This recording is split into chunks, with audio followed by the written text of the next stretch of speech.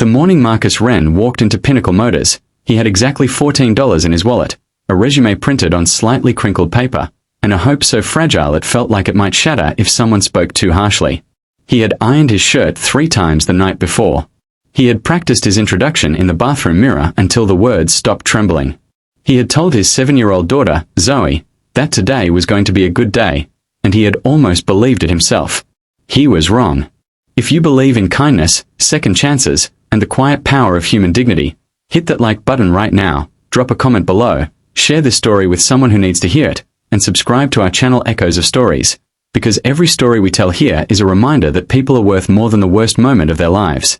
The fluorescent lights of Pinnacle Motors showroom blazed like artificial sunlight, bouncing off polished hoods and chrome wheels arranged in perfect rows. It was one of the most prestigious car dealerships in the city, the kind of place where the carpet was always clean, the salespeople always smiled, and the invisible line between who belonged and who did not was drawn with quiet, ruthless precision. Marcus felt at the moment he stepped through the sliding glass doors.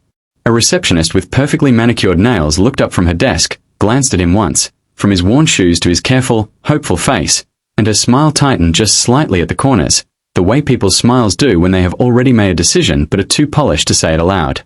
Marcus explained that he was there to apply for the open sales associate position he had seen posted online. He had 8 years of retail experience, 2 years in customer service management, and a letter of recommendation from his former supervisor before the company he worked for downsized and let him go along with 40 other employees on a Tuesday afternoon with no warning and a cardboard box. He had been searching for work for 11 months. 11 months of rejection emails and silence, and the quiet shame of explaining to Zoe why they couldn't get the extra toppings on her birthday pizza. He wasn't applying to Pinnacle Motors because it was glamorous. He was applying because it was the only open position within bus riding distance of the school where Zoe needed to be dropped off every morning. The receptionist directed him down a hallway and told him to wait for the hiring manager, a man named Gerald Fitch, who arrived 6 minutes later carrying a coffee cup and wearing the particular expression of someone who had already filled the day with more important things. Gerald shook Marcus's hand briefly, sat down across from him in a glass-walled office, and flipped through the resume with the mechanical speed of someone not actually reading it. He asked a few questions, wrote, rehearsed, hollow. Marcus answered each one carefully, precisely, leaning forward slightly in the way people do when they are trying to show that they are not just qualified but genuinely eager, genuinely present, genuinely human. Then Gerald set the resume down on the desk and folded his hands, and something in his posture shifted. He asked about the 11-month gap in employment. Marcus explained, the layoff, the job market, the single-parent situation since his wife Renata had passed away from an illness 2 years prior, the way he had been doing everything he could to stay afloat while raising his daughter alone. He said it plainly, without asking for sympathy, only for consideration. Gerald nodded slowly, tapped the desk twice with one finger, and said that they were looking for candidates with direct automotive sales experience and that the position required a dynamic, high-energy profile that fit the Pinnacle brand. He said it with the careful language people use when the real reason is something they prefer not to say directly. Then he stood, extended his hand again, and thanked Marcus for coming in. Marcus walked back through the showroom. He passed the gleaming cars and the bright lights and the other salespeople laughing easily with each other near a coffee station. He reached the glass doors and pushed through them into the midday heat and stood on the sidewalk for a moment with his resume folder held at his side, breathing slowly the way you do when you are trying to keep something inside yourself from coming apart in public. He thought about Zoe. He thought about the electricity bill sitting on the kitchen counter. He thought about Renata, and about how she used to say that the only people who never got back up were the ones who decided not to. He turned and looked back through the glass doors at the showroom one more time. Then he sat down on a concrete planter near the entrance and pulled out a small notepad and wrote down 3 more businesses to call that afternoon, because there was nothing else to do but keep going. He had been sitting there for 8 minutes when a dark car pulled into the dealership's front lot. Not one of the display models, a personal vehicle, slightly dusty from travel, driven by a man in his early 60s who parked it himself rather than handing the keys to an attendant. The man stepped out, stretched once, and walked toward the entrance. He was not dressed in anything remarkable. A grey blazer, simple trousers, no tie. He moved with the unhurried confidence of someone who had nothing left to prove. As he passed the planter where Marcus was sitting, he paused. Not because Marcus said anything. Marcus hadn't even looked up yet. But because the man noticed the resume folder on Marcus's knee, and the notepad, and the careful, concentrated expression of someone doing the painful arithmetic of survival. He asked Marcus if he had just come out of the dealership. Marcus looked up, a little startled, and said yes. The man asked if he had been applying for the sales position. Marcus said yes again, and added, with the reflexive politeness of someone who had been rejected enough times to make peace with it, that it hadn't worked out. The man sat down on the edge of the planter without being asked, which surprised Marcus, and asked him to explain what had happened. Something in the man's tone, unhurried, direct, genuinely curious, made Marcus tell the truth simply and without performance. He talked about the gap in his employment, about his daughter, about Renata, about the 11 months, about Gerald's careful language and the handshake that ended the conversation before it had really started.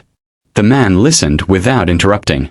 When Marcus finished, the man was quiet for a moment, looking at nothing in particular across the parking lot, as if he were weighing something carefully. Then he stood up and told Marcus to come back inside with him. Marcus hesitated, not from pride, but from the particular weariness of someone who has been turned around at the door enough times that the idea of walking back through it feels like setting yourself up for another wound. But he stood up anyway, because Renata's voice was still in his head, and because there were $14 in his wallet and an electricity bill on the counter and a little girl who deserved a father who never stopped trying. They walked back into the showroom together. The receptionist looked up. Gerald Fitch emerged from a side hallway holding his coffee cup, and when he saw the older man his posture changed immediately, straightened, sharpened, recalibrated into something more formal and attentive. He called the man Mr. Calloway. He said it with the specific tone people use for someone who occupies a different altitude than they do. The man, Raymond Calloway, founder and CEO of the Calloway Automotive Group, which owned Pinnacle Motors along with 11 other dealerships across 4 states, shook Gerald's hand, and then he asked, in a quiet and even voice, why the gentleman standing beside him had been turned away this morning. What followed was not a dramatic confrontation. Raymond Calloway was not the kind of man who raised his voice or made scenes. He simply asked questions, and listened to the answers, and asked more questions, and when Gerald began carefully constructing the language about brand fit and direct experience, Raymond held up one hand gently and said that he had spent 40 years in the car business, and the best salesperson he had ever employed had been a former school janitor who had never sold a car in his life but understood people so thoroughly that every customer left feeling genuinely cared for. He said that resumes described the past and that listening to someone for 5 minutes told you more about their future. He said that he had listened to Marcus for 5 minutes, and then he turned to Marcus and offered him the position himself, not as a charity, not as an exception, but as a decision, stated plainly and with the dignity it deserved. Marcus started the following Monday. Within 90 days he was the top-performing sales associate at Pinnacle Motors. Not because the job was easy, it wasn't, but because he talked to every customer the way he would want to be talked to during the hardest year of his life. He listened. He was honest. He remembered names. He followed up. He cared in the specific, unperformable way that only comes from knowing what it feels like to have nothing guaranteed.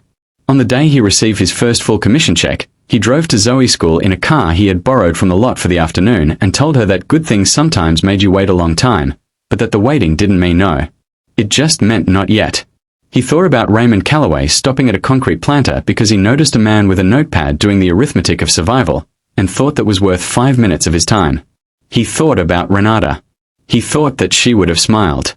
Before you leave, drop a comment below and tell us, has a stranger's small act of kindness ever changed the direction of your life? Share your story. Your words might be exactly what someone else needs to read today. If Marcus's story moved something in you, if it reminded you that dignity is not something that can be taken away, only overlooked, please like this video, share it with someone who is still in their waiting season, and subscribe to Echoes of Stories, where every story is told because someone out there needs to hear it. You being here matters. And so does every person still sitting on the planter, still holding their resume, still believing that the next door might be the one that opens.